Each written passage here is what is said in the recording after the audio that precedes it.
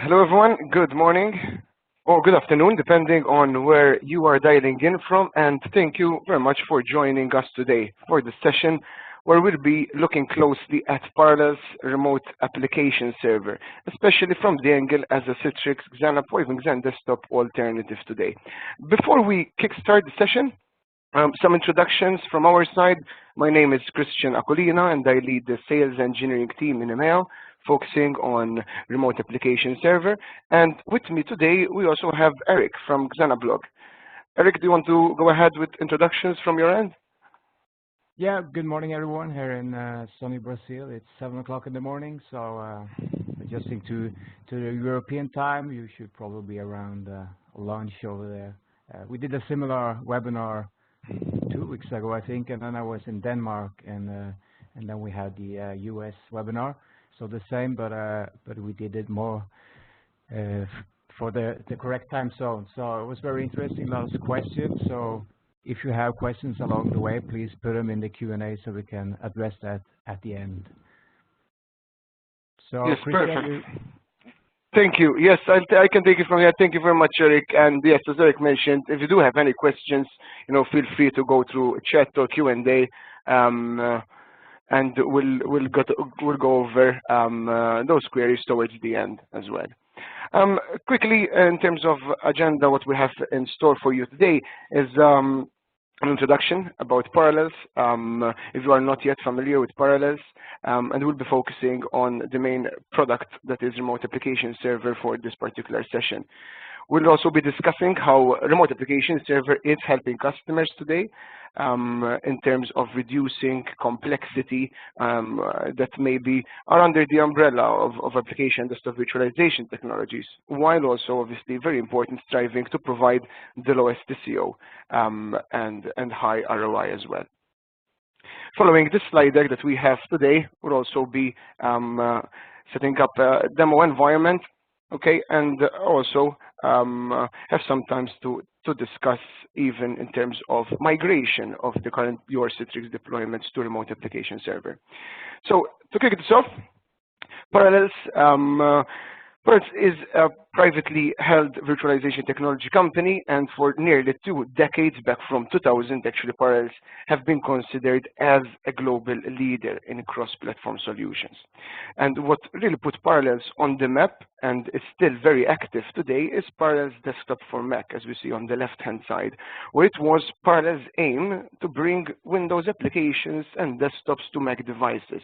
So that gives ability to users to run both OSs, operating systems, at the same time. And users can, of course, enjoy best of both worlds.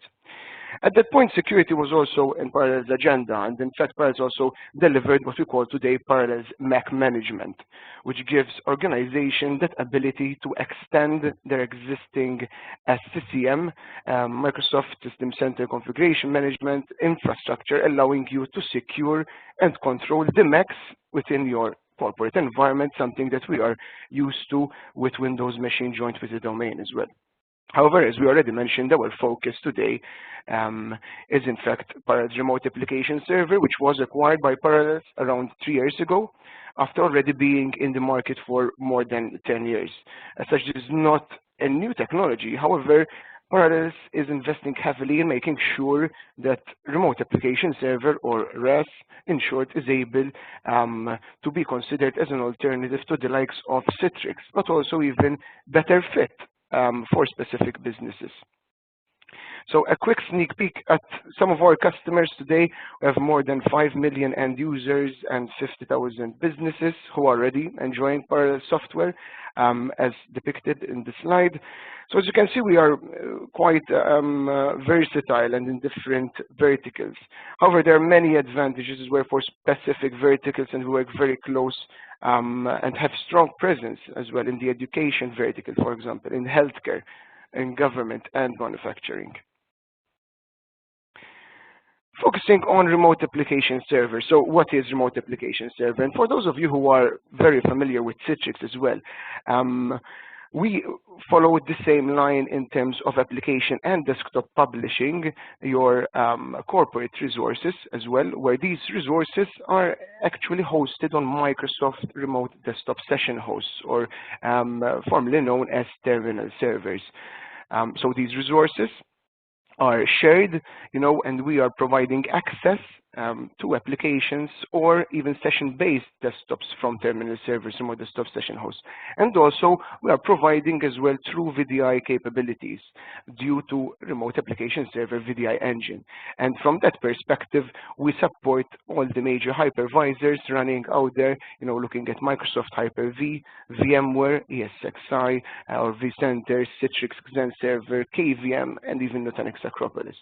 So this implies, obviously, that we'll continue delivering these applications and data that actually is residing in your data center, where it is actually meant to be, secured and fully controlled, while also delivering these resources to any devices. So from the other end, users are accessing these resources, applications, or desktops from any device, because Parallels provides Parallels clients for virtually any platforms, desktops or mobile devices.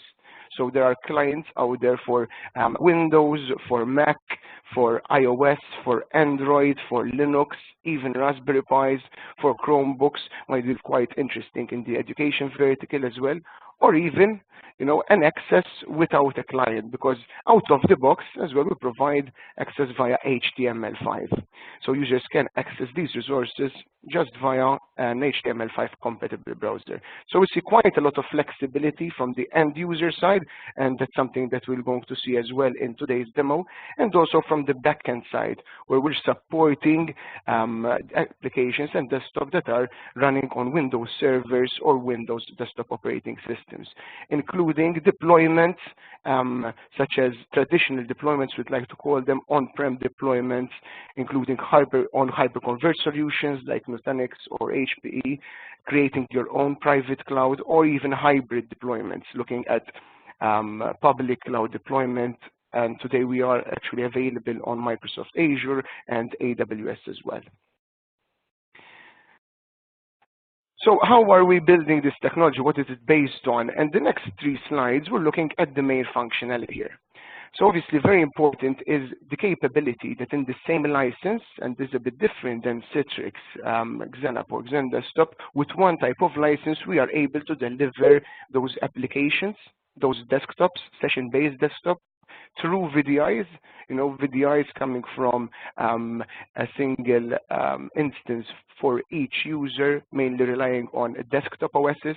We talk about Windows XP, Windows 7s, Windows 8, Windows 10s.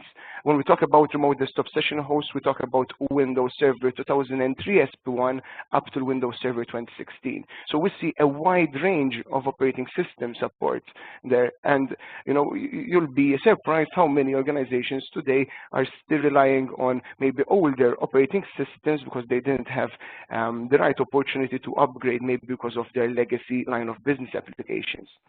Also, we're supporting your remote PC, so you can also provide access to your from that workstation, for example, that is in the office, but you want your users to continue working on that same hardware. Obviously, we are embracing all the new functionality that's coming out with the latest Windows servers, including the latest capabilities when we talk about RDP and remote effects capabilities, and optimizations on when, so on and so forth. So that's all included in the same license. Obviously, being a cloud-ready software gives you the ease of mind that you can obviously deploy today if you are not in the cloud today, in public clouds, and even be ready for the future. This gives as well the capabilities to use the cloud-ready services, such on-demand scalability as well, and that's something that we are helping customers today with hybrid deployments. So you could have an on-prem deployment, cloud deployment, maybe you have a site-to-site VPN, and we'll choose the best route, to provide access to applications or desktops in a hybrid manner. Another functionality here, and it's included out of the box with no prerequisites, essentially, is the HTML5 capabilities. So without relying on any specific web interfaces, storefronts, or specific, Citrix for web receivers, users can simply go on a browser, on HTML5 capable browser, log on, and have access to their resources. Now, we also, quite relatively new, added customization, so you can add via DUI different logos, your company logo, pre-logon messages, post-logon messages, rather than relying on GPOs, maybe not to slow that logon process as well, and to customize the landing page for your organization. This is particularly interesting for service providers as well out there, where they want to customize the portal depending on the customer as well that is logging on to their systems. Part of the cloud offering as well, it's something that Parallel is focused on, is making sure that whatever we can do from the GUI, from the console, that's the one single pane of glass that we're going to see as well in the demo, is making the capabilities of allowing PowerShell. So we do have PowerShell APIs with over 100 plus functionality that the administrators can use to both deploy, configure, as well, so in terms of setting up the environment, and also to maintain. So you can easily add servers to your site, add remote desktop session hosts, publish new applications, choose to whom are we going to give access to what applications. All can be done as well via PowerShell. Again, you can easily script a complete deployment under 60 minutes, so you'll have a production-ready environment. And that's something as well that we're doing on Azure All Cloud offerings as well. In terms of load balancing, it is very important that irrespective of the size of the deployment itself, in today's day and age, we do require to have a certain level of uptime. And in fact, we provide what we call two types of load balancing in the product itself under the same license. So we provide front-end load balancing, so from the clients, from the end user side, connecting to the entry point, which is the Parallel's secure client gateways. We provide what we call an HALB appliance, standing for High Availability Load Balancer, which is a Linux appliance, okay, that you can implement on your hypervisors and load balance the front-end traffic. In addition to that, out of the box, and again with no configuration required, from the broker, what we call the publishing agent, which will be similar to the delivery controller in Citrix terminology, we load balance different users to different terminal servers, to different remote desktop session hosts. And the great thing about it, it's not just we're looking at the user sessions, so number of user sessions, but also the resources being utilized. So we're looking at the memory of that terminal server and the CPU consumption. So that will make sure that we'll choose the right server for the right user at the right time. In terms of security, out of the box, we support integration with two-factor authentication providers. We talk about dual sheet, DeepNet, SafeNet, or generic Radius. So you can point from the RAS console or via PowerShell to your Radius server. We're also working very close with Microsoft, and we have plans to also add direct MFA, multi-factor authentication support on Azure. Today, we have customers already using that, using MFA as Radius, and again, from the RAS setup, we'll point to the MFA acting as Radius via our Radius configuration. In terms of authentication as well, apart from username or password, we also support smart card authentication, especially when it comes to Windows, Linux, or Mac clients. And finally, in the last slide here, with respect to functionality, we have to mention, obviously, the universal printing here, which is one of the most mature functionalities as well in the product, where we provide RAS universal printing technology. So users can literally plug and play their printers that are installed locally on their devices, and these are mapped in the published session. And this applies to users using any device. So this printing functionality is even extended to mobile devices, right? And not just mobile devices, but also HTML5 printing. And that's something very interesting, how we deal with HTML5 printing, where you can easily print from the web directly. On the client management piece, this is something quite interesting as well, because now we will be discussing something similar to Windows device management, because we have the capabilities here, again included in the same license, to manage the end users' devices, where they are Windows based, if they're XP, going up to Windows 10, for example, where you can power on, power off those machines, log off, and remote control even on the device layer rather than just the session. So this is great, so that help desk can also assist customers even with connecting to remote application server or other issues that might be outside the scope of remote application server itself.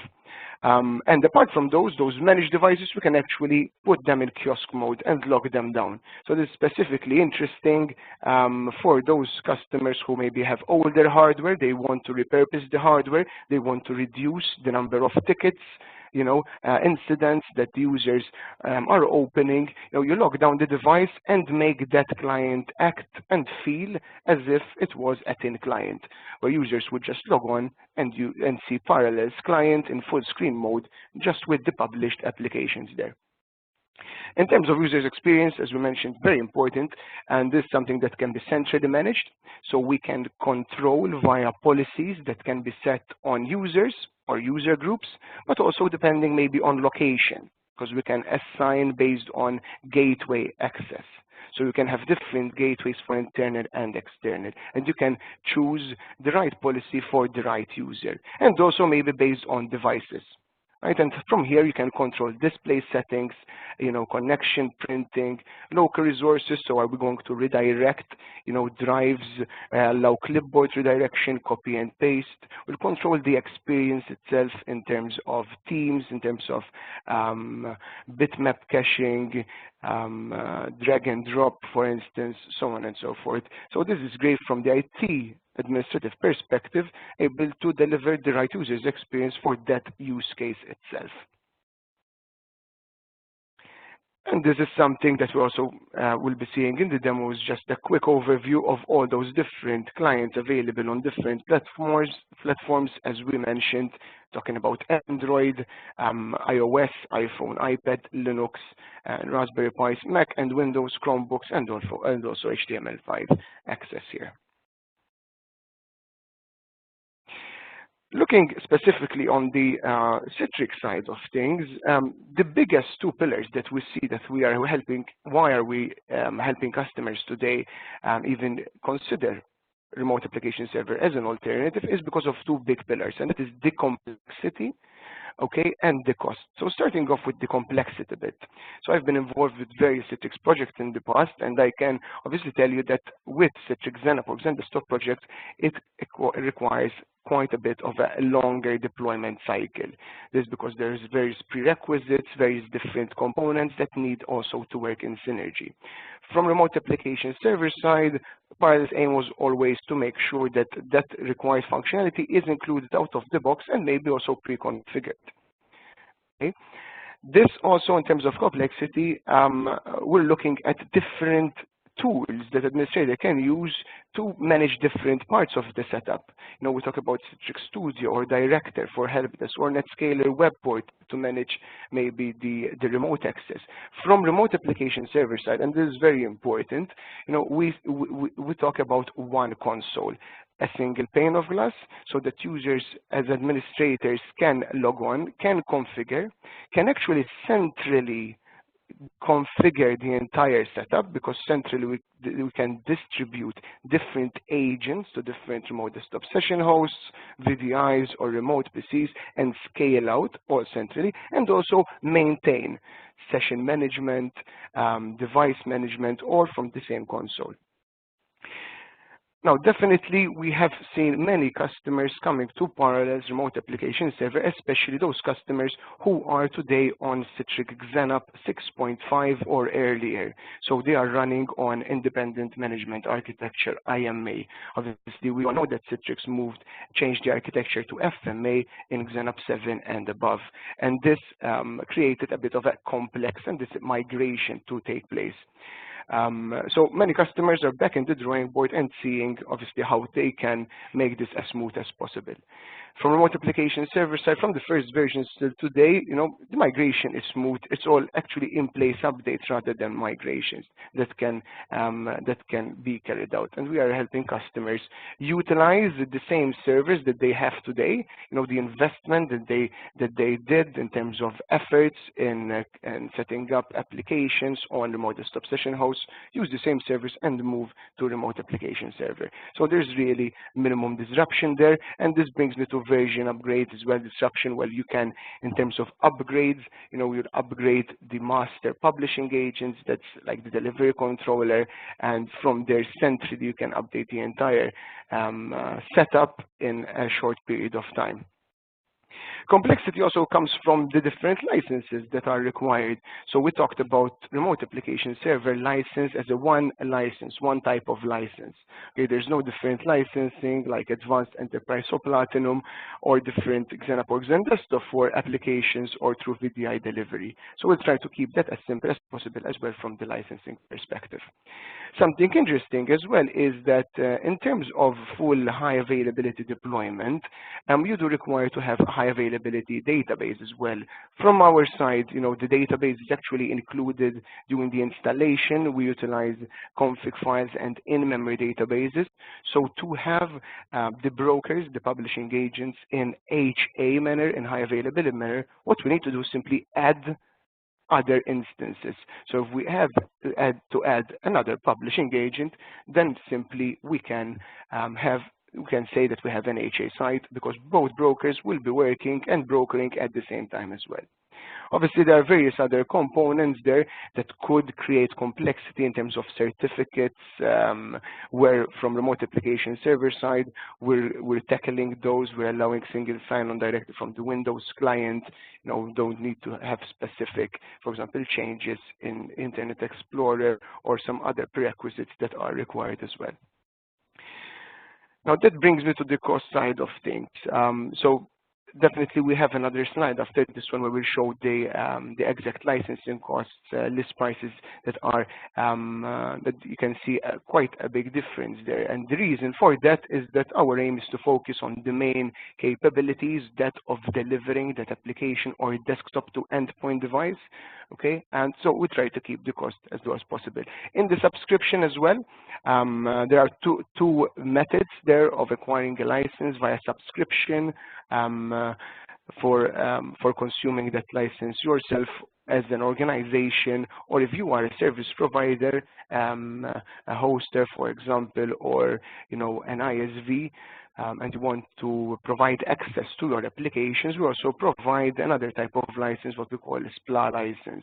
Right? Both these licenses include 24/7 support, which will entitle you to software updates and maintenance, all included in the same license as well. There are specific functionality related to remote application server that is not included in the Citrix portfolio.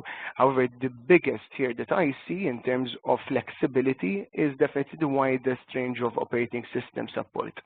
So as we mentioned before, we support from Windows Server 2003, Service Pack 1 up to Windows Server 2016. So I know that if you do have different versions of operating systems, maybe very older ones that are not supported today from Citrix Xenap, for example, you have multiple farms as well. So our aim is to consolidate and to centrally manage irrespective of the server OS, and we're relying purely on those agents that we talked about that we deployed on the server OSs themselves. Okay. In terms of load balancing, in terms of remote access, this is all included in the same license, right? Where we can use netting on the firewall, on the secure gateways that are could be based in a DMZ, for example, in a workgroup environment for security purposes.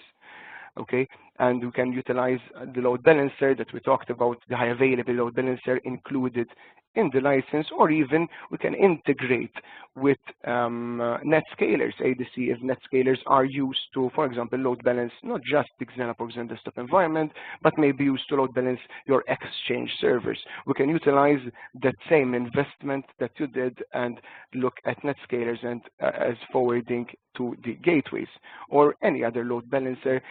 We have various customers who are using various load balancers that will be able as well to guide our customers to what traffic needs to be load balanced to the gateways. Okay. In terms of deployment itself, because it is a very simple, very straightforward technology that we are using, if you have Citrix knowledge today, this is something that for sure you can easily adapt to. We're looking at remote desktop session hosts, we're looking at gateways and publishing agents as the brokers. So the deployment time is shortened as well. And in terms of TCO, we'll have that the lowest as possible, as we know, obviously, in the market.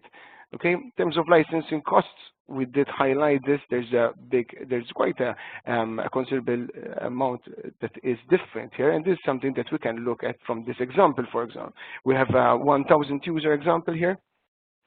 Right, and we are showing here the difference in list prices, obviously in dollars versus other players in the market, including VMware Horizon, Advanced, as the Advanced includes application, desktop, and VDI, with respect as well with Citrix Xenap Enterprise, but we're looking at cost savings from 60 up to 80% here.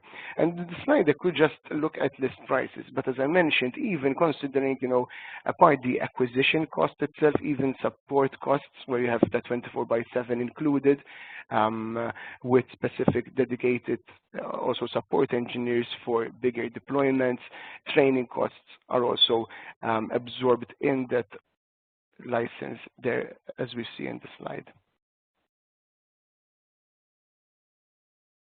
Now, if you have a Citrix setup running today, very important, I did mention that, because of the change of IMA to FMA, many Citrix customers on the 6.5 are looking at remote application server as an alternative, but this also applies to, Citrix Xenap 7 and above, where we can utilize the same remote desktop session host that are already being used. So it's really simple because we deploy the gateways and the publishing agents.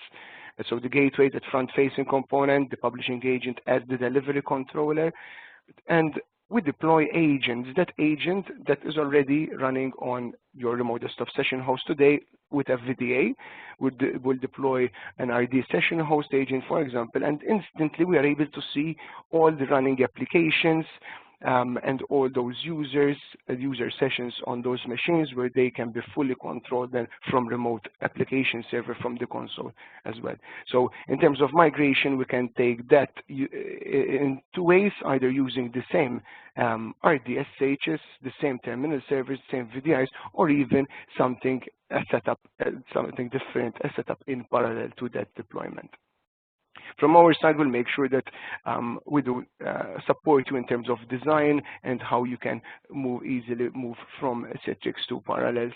And in fact, we are also working on putting out a tool that would analyze the Citrix environment, understand the applications that are being published, and to whom are these applications assigned, and then we'll also add those automatically in the Parallels RAS environment as well. So that's a tool that we are working on. We're expected to have that in the summer of this year. Okay, very good. So let me pause it a bit from the slide deck itself and actually look at all this functionality and the user's experience from a live demo here. So if I minimize my PowerPoint here,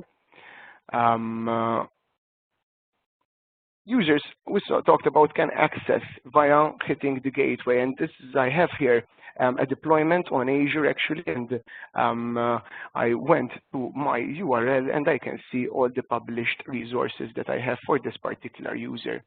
Okay, now in this particular case, I'm using the HTML5 client. I am still allowing users to choose between either having the Parallels client, so opening this application via the Parallels client, so that's similar to the Citrix receiver. In this case, I already have the client installed because we do a client detection as soon as users log on. And if the client is not available, we can put forward to push the client to be installed on the device or just HTML5 access. So in this particular case, I am opening this particular application, Excel, from my HTML5 portal here. Now this I'm also showing the WAN experience because I am based in Malta and I am accessing this servers on Azure, which are based in West Europe, in the Netherlands actually. And as you can see, in terms of users experience, it's very fluid. And that is because we are utilizing those remote effects capabilities as well, both from the native client installed and also in HTML5. Now, as you can see on the right-hand side, you can upload and download files. This is as a workaround because of the HTML5 technology limitation itself of drive redirection not available. So I can easily upload from my device to the server or download from server to my device along with remote clipboard. So this clipboard redirection over here. Now we're also seeing this particular application in its taskbar here. So if I open another application, let me minimize this, and I open another application, we'll do the session sharing. In fact, now it opened instantly. Why? Because we're still using the same session, but with different application in it. I'm launching another application here. Now I can easily switch in between these two different applications. So that will show that true multi-processing, multitasking feel as well. Now, not only that, if we do have multiple documents, for example, from the same application, let me open a new document here, and this time we'll create a to-do list, for example. We're all pretty much familiar with those. You can easily switch in between one and the other from here. I'm showing you this experience because it's the same experience that we also have on the mobile devices, and that's something that I can also show in this demo. So that is from the HTML5 capabilities. What about the printing that we talked about? You can easily go to print here, and you'll find the universal printer. Now in this case, what we'll do is that we create the print job and send that with the command print functionality where you can easily then choose your local printers installed on your local device. And this is how we're tackling printing from web as well. Now, this does not only apply to applications. When we talk about desktops, we did mention the ability to publish both session-based desktops or through VM-based desktops, so that's VDI. And here, in fact, I do have two desktops available. Now, in this case, I'm showing this as Windows 10. But if I open this, it will have the look and feel of Windows 10. However, because even during our automation wizard as well, we have enabled desktop experience, this would look and feel as if it is Windows 10 itself. And now I'm accessing my desktop, again, via the HTML5 client, so I do not have any clients, or I'm not using actually any clients installed on this particular device, but I can still work successfully in a desktop environment. Obviously, resolution can be adapted. In this case, I set this desktop to be in full screen mode. In fact, I can just click here, full screen, and it will adapt accordingly. And this, I'm using, again, the same servers that I'm using for the applications. And again, these are based in West Europe.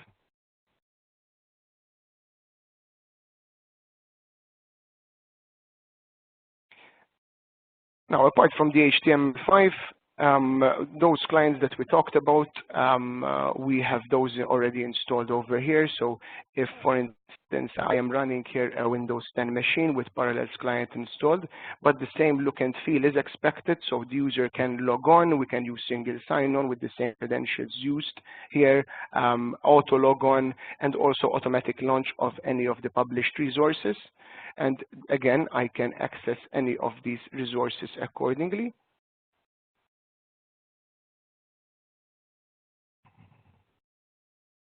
published even just standard applications. The whole UNC part, for example, will communicate. We're creating the session the first time, and after that, then we're using the same session for the rest of the applications, if they obviously reside on the same server. If not, we'll have to open another session. However, from the RAS licensing perspective, you will still be consuming one license because we are based purely on concurrent user licenses. In this example, I took my session that I was using from the HTML5 because it is considered as accessing those applications from another client. So I reconnected to my session that I was using. It's like I shifted from working at the office to go working from home without losing any data, as we're seeing here. These applications can then, or files or whatever I have published, we can easily create shortcuts on a desktop, or even this can be managed centrally, so automatically users, when they log on, they'll see their shortcuts on desktop, as well as integrating with the Start menu.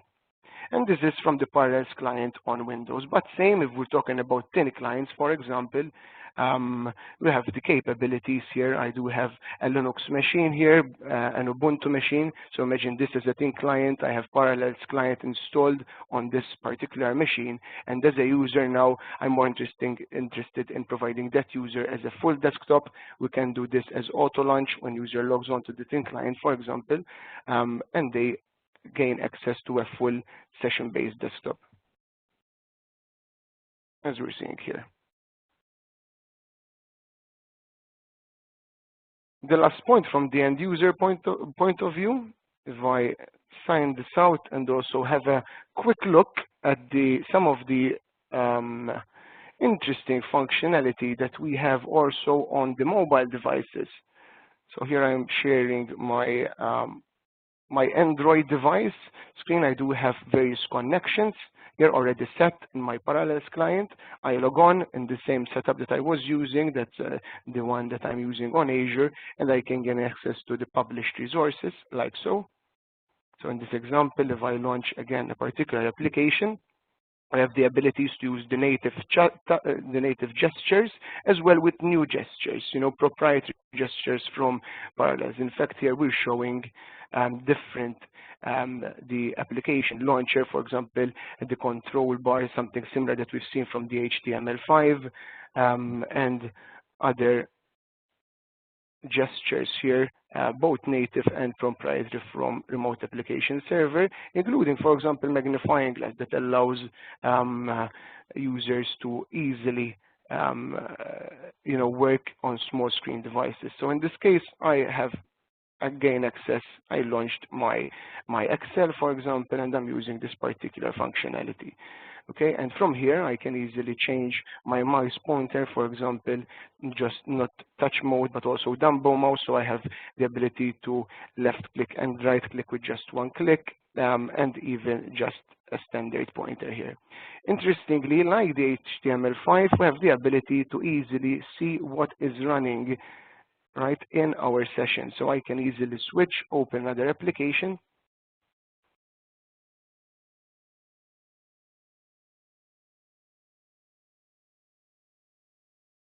and I can switch in between different applications. And not just that, but also different files in that application. So this is something quite unique in the market, allowing for more productivity from the end user point of view. And this is all happening because at the back end, we have the clients connecting to the gateways, or via the load balancer to the gateways.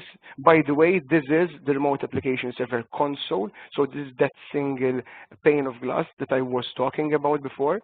The gateways here will forward traffic to the brokers, the publishing agents, and from here, which is like the brains of the solution, we load balance different users to terminal servers, based on load balancing capabilities, and not just round robin, but actually, as we mentioned, look at user sessions, memory, and CPU. Okay, and I have remote desktop session hosts here because I added these centrally from here. So you can easily add scale out as you go along as well. with various automation in that in this wizard, adding firewall rules, installing the Microsoft RDSH role for vanilla servers, for example, enabling desktop experience and allowing users to have a remote session to that particular server. We can easily then group these servers together. These servers can run different server OSs. Okay, as I mentioned before, we're supporting from 2003s up to 2016s. So great if you want to streamline your current environment as well. And you can have a quick overview of all the OSs, all the agents, all the CPU and RAM over here. In fact, I'm using two different servers here with two different operating systems, a 2012 R2 and the 2016. Okay, I can easily group these servers together, maybe to deliver a specific line of business application, or if you are a service provider, maybe you have service dedicated for a specific customer.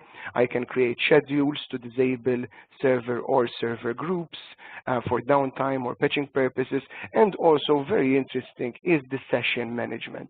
So here we give complete control from the IT administrative perspective to manage the session. So I can look at that session, I can disconnect that session, log off, send a message, remote control. So this is, we are shadowing the session. We're shadowing the user session. So we can provide assistance as well. And what yes? So an interesting thing that came up at the last webinar we had that I wasn't aware of that we could cover now in terms of the operation system running is that in fact that you support every operation system. So even if you have a system that is running on 2008 R2, which is no longer supported, it is supported by the Parallels agent. Correct, correct. And even go even further than 2008 R2 on 2003s, but maybe those 2003s are now being in decline. Still, there are customers there. 2008s are obviously still widely used as well. This is, and 2008 R2, this is fully supported, yes, correct.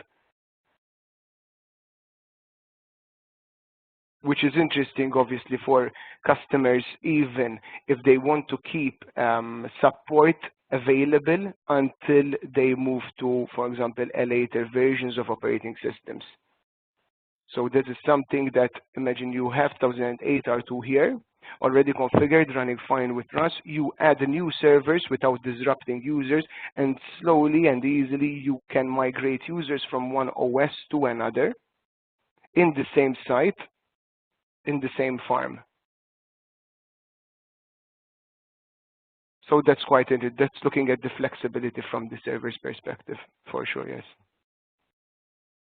And also, Eric, since you mentioned, it's good to mention as well that before we did mention XenOp 6.5, you know, XenOp 6.5 was actually focused on, and full name is XenOp 6.5 for Windows Server 2008 R2. So that is something that customers today are also looking to upgrading their Citrix environment, maybe simply to upgrade their underlying OSs. So this is, as an alternative as well, what can be used as a smooth migration. Exactly. So if you're running a really old operation system, like you said, 2008 or 2008 R2, actually you cannot install the latest Citrix technology because it's no longer supported, but you have that option with Parallels. Correct, correct, yes.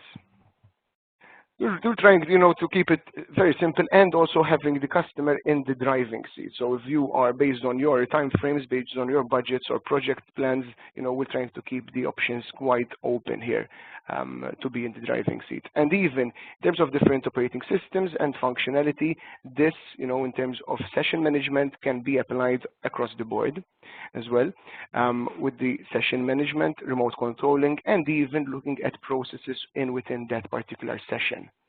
Right, so it's particularly helpful for help desk, this one, where this is something separate than the console, the primary console itself, where you can still use the console and also use the running processes over here. So in my particular example, right, let me show processes. I'm looking at the processes of that particular session under that particular user. As you can see, that coincidentally that is session 78. And if an application misbehaved, you can obviously kill that session, that process without affecting the entire session. You can see the sessions, all sessions on that particular server. So I'm on RAS 2 here, or all sessions on all servers. So this is a great tool for Helpdesk as well to use for session management and control. As we talked about, something similar in terms of deployment using VDIs, this is what we support, Hyper-V, vCenter, ESX, Zen Server, Acropolis, or Remote PC. So you deploy an agent and you can manage and you can see those running virtual machines on those hosts. You can create clones from those VMs, linked clones or full clones as well. The gateways, as we talked about, front-facing component, very interestingly, is that HTML5 capability on the gateways. The gateway itself can be used as a WISE broker if you have 10 clients as WISE. So once the 10 client boots up, it points to the gateway, and we provide the application listing. So users can see their published applications, double-click on that application or desktop, and will utilize the IDP client to have a connection there. And for a full HA, as we talked about, I have just 2 servers, but I can say that my setup is highly available because I added another publishing agent. Again, similar methodology, deploying an agent centrally to other servers, and we sync the configuration.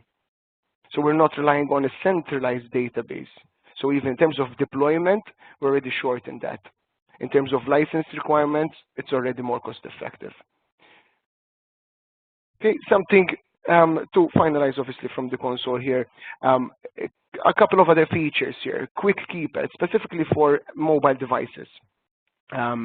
Where we have created this functionality for use from iOS or Android, where you have specific applications. So for example, I have the Microsoft Office, and I'm used to doing a lot of shortcuts to copy, to paste. We use from the physical keyboard, Control-C, Control-V. Maybe in a small screen factor device, it is a bit more cumbersome to do that shortcut. So what we did is create this quick keypad. So on the virtual keyboard, you can actually see that button copy, which would translate to that particular shortcut assigned to it. So if we go back to our mobile access here, you can easily see under the keyboard, quick keypad section, where I can copy, paste, print, or save and open. These are the options I made available. So if I go to print, for example, it's like I did a Control-P.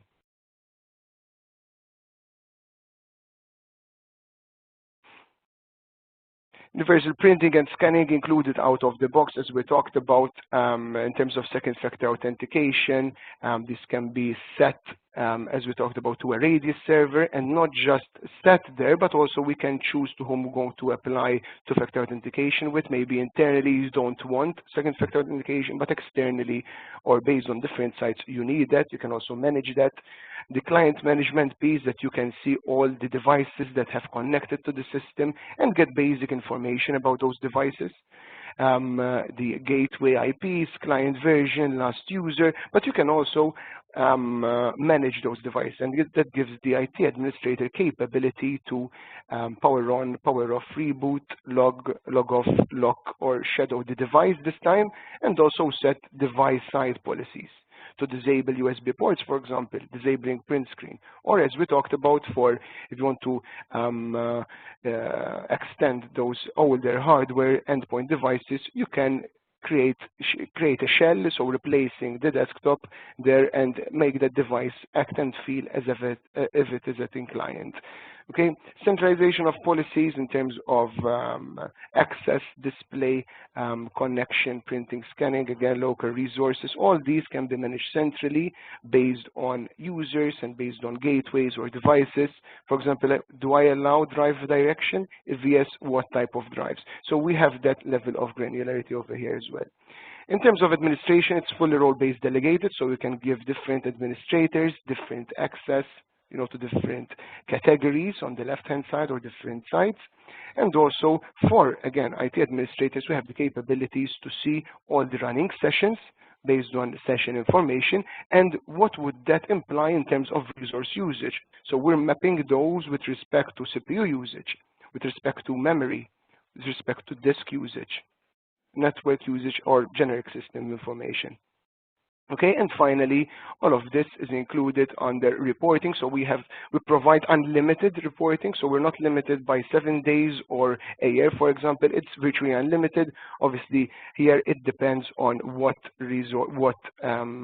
SQL version we are using, because at this point we do require to have SQL, at least Express, for the reporting, because at this point we are integrating with Microsoft reporting services.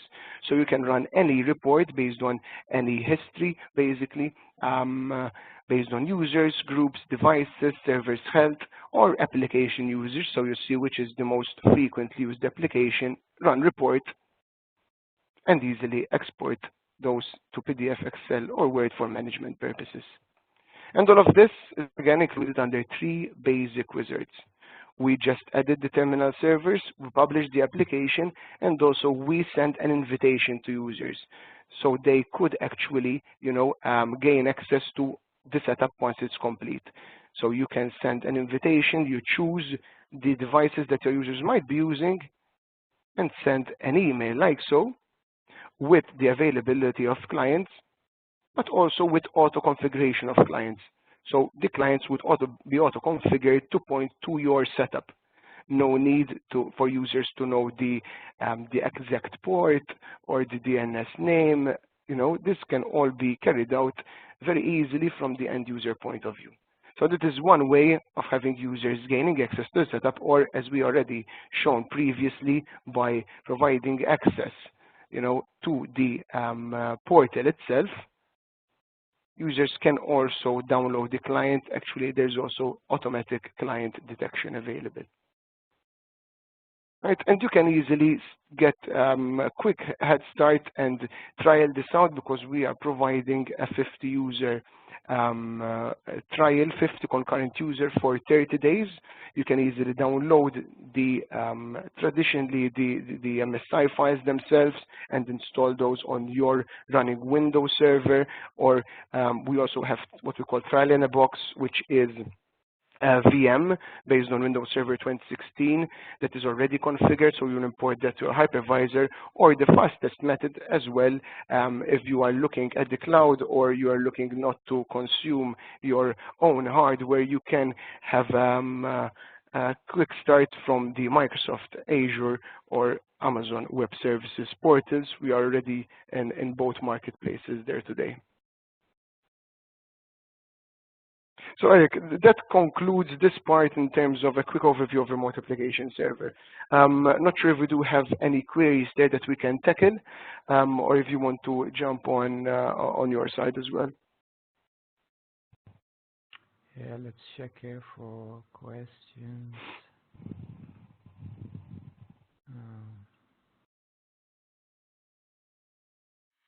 No. Can you let me see if I can share my screen, or you can put it up on your screen. Actually, the same. But so, can you give me control? Yes. Let me stop sharing from my side. Yeah, and you should be able to share your screen as well at this point.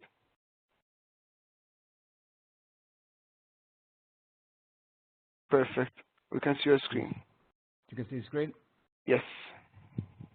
Excellent. So as Christian said, there are various ways of running a POC of parallels, but I think many of you would like to try this at home or on your laptop or in your company to be able to do a side-by-side comparison. So what I created and released lately is something called the Automation Framework Community Edition, which is free of cost. So you just go to courses.euctraining.com, and here you can sign up and get started for free. So what's unique with this is that it's working on all the hypervisors. So as Christian said, they have support for all the hypervisors, but what actually the automation framework does is that it automatically detects which hypervisor you're running on, and based on that install the proper VMware tools or SenServer tools and Nutanix tools or whatever based on that hypervisor.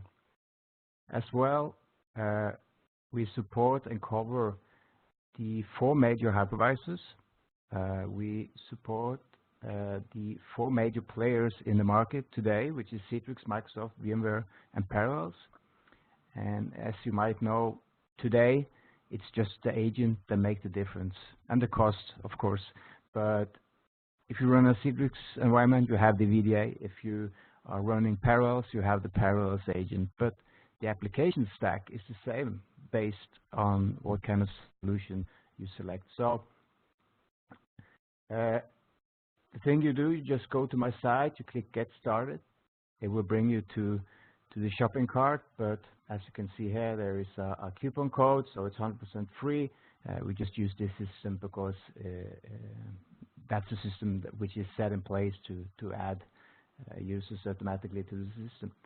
So when you get in there, you will get access to the Automation Framework Community Edition.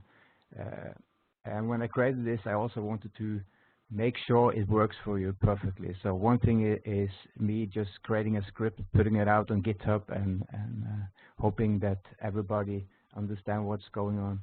So I actually spent additional, I don't know, 50, 60 hours to create a training course, which is also free. So here we have a lot of modules. So basically, we have an introduction to the framework. We show you how to set up what's called a BIOS router. This is something we use to completely isolate the environment, because if you're setting up a lab at home, you don't want your domain controller DNS to interfere with your home network, because if that domain controller goes down, that also means that the Netflix access, the Facebook access for your kids and wife goes down as well, and you don't want to be in that boat, believe me. So it's very nice to have a isolated environment. So we call the domain controller, we set up SQL Server. If you want to set up a Citrix environment, you have it all covered there. We have Nutanix. So here at Module 8, we have the Parallels proof of concept. So it basically takes you from step A to A set. As you can see here, we have a video which is 15 minutes showing you everything you need to know. And to even make it faster to deploy, as Christian said, there are extensive use of PowerShell at the moment. So there is a PowerShell script here, and as you can see, we are using the PowerShell module. So we're importing the module, and then we configure our firewall, and then we, of course, this is the email field where you fill in your email, which will automatically activate your license, and then you have your host, and then we run this on your workers, which means the machines that have the applications installed, and will automatically publish all this application. Another thing that makes this pretty unique is that you don't need anything except from the automation framework itself. So the automation framework itself is around, let's see here, I think it's like 300 Ks. So actually just download this zip file.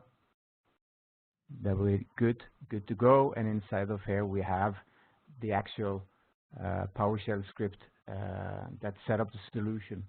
And it automatically downloads the source file. So if it doesn't exist, it will automatically download, because setting up a POC without any application with an unpatched Windows system for me is crazy. So it will automatically download the Parallel stuff. It will automatically install Office 365.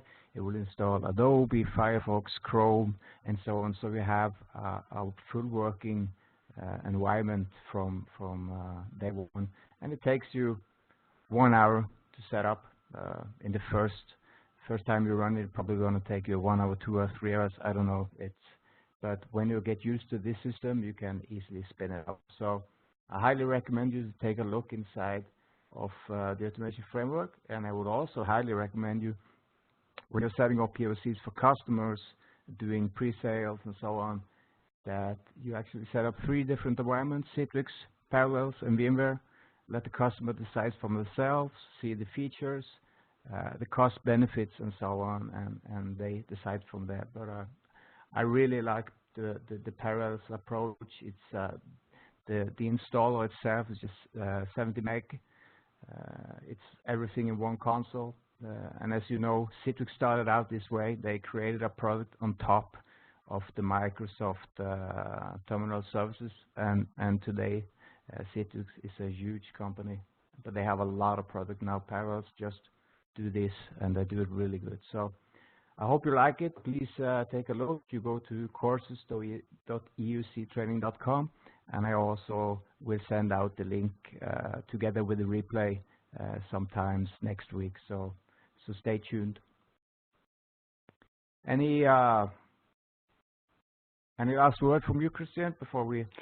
No, perfect. Thank you very much, Eric. And what Eric showed us here, it's really another way of cutting down the deployment cycles, even for POC, and maybe also then moving to a pilot stage. So that's something quite innovative and quite interesting as well. And obviously with the capabilities of PowerShell API, this is something that we can do, and easily spin up new instances and deployments.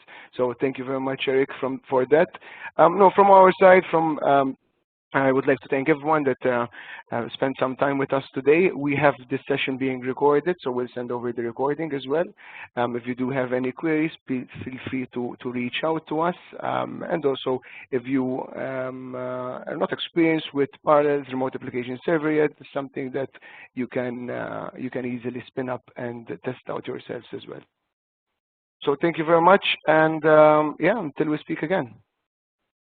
Thank you, everyone, for your time, and until next time, bye-bye. Bye-bye.